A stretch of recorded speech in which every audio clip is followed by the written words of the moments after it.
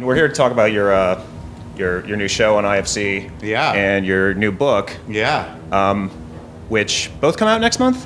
The book comes out at the end of April, and the show on IFC starts the beginning of May. Okay, great. So there's gonna be a lot of Marc out there. Yeah.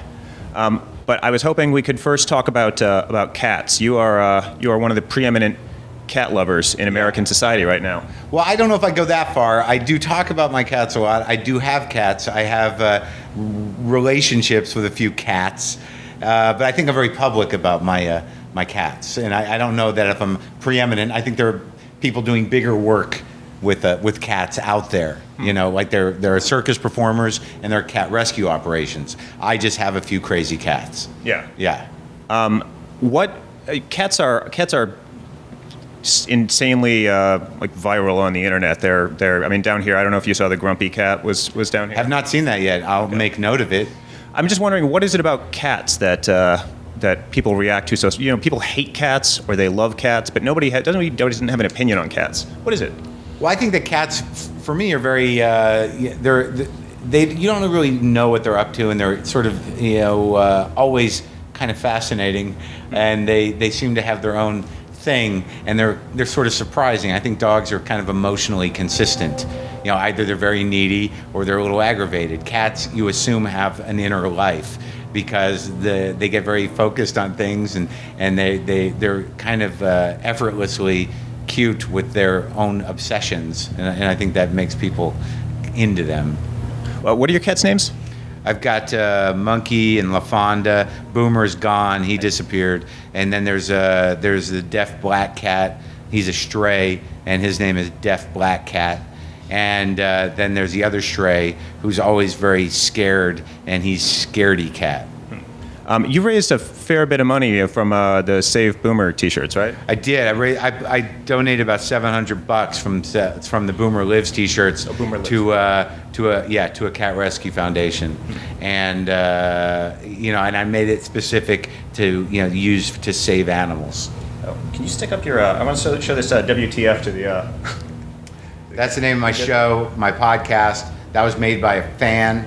It's a handcrafted ring. It's got a little diamond in there. It's a one of a kind. I never take it off. And the dude's not even really a jeweler. You're for the people who love your podcast, how much of that flavor is going to be in the show? I think there's a lot, actually. I think that the stories that I tell about my life have now been sort of fictionalized and a bit and moved around a bit. But I think that people who are familiar with me will be familiar with the narrative.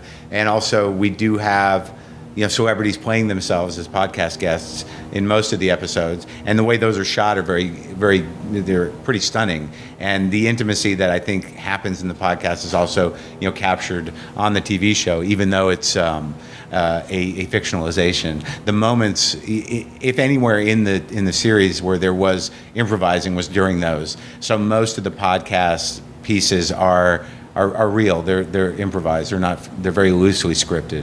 Whereas the rest of the show is pretty scripted. Are you ready for? Radio is kind of the perfect form of celebrity. Radio or podcasting is kind of the perfect form of celebrity because people know your name and your voice, but not necessarily your face. Are you ready for the quantum leap in face recognition when you're out in public? Yeah, I think I am, because a lot of people assume I'm fat and grumpy, and I think I'm fat and I am kind of grumpy, but I think that people will be surprised. There's still a lot of people that are like, have no idea what I look like. I don't know how that's possible, but and I'm not saying that out of grandiosity. It just seems that if you are interested in somebody, you listen to somebody that you choose to listen to on a podcast, maybe you would Google an image. But I still get a lot of people that are like, "Oh my God, you're sort of put together. I thought you were this weird old fat Jewish guy that's just whined about everything." So I look okay. I'm not thrilled with my hair for the series, but that's my own problem. I could have gotten a haircut, I didn't. But aside from that, I think I did a good job portraying me, which is not easy.